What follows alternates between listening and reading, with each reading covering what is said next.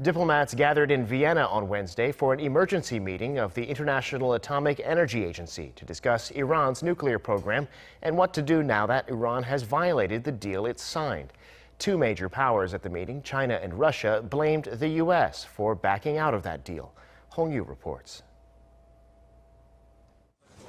In an emergency meeting on Iran's breach of the 2015 nuclear deal, a U.S. envoy said Iran's expansion of its nuclear program is an attempt to financially extort the international community. However, the U.S. statement emphasized that the U.S. is still open for talks with Iran without preconditions. While this meeting was taking place in Vienna, U.S. President Donald Trump accused Iran of secretly enriching uranium for a long time and warned U.S. sanctions will soon be strengthened.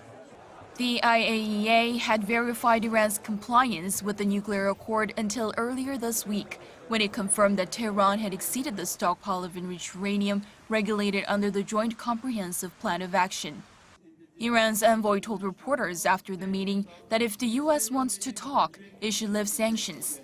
No country is ready to negotiate with a country that is putting the gun on its chest.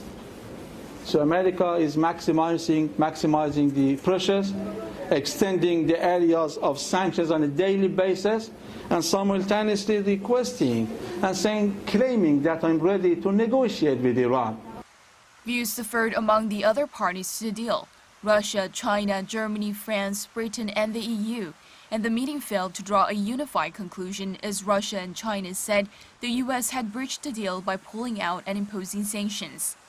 Apart from the U.S. and Iran, all parties concluded that it's best for them to remain committed to preserving the original deal.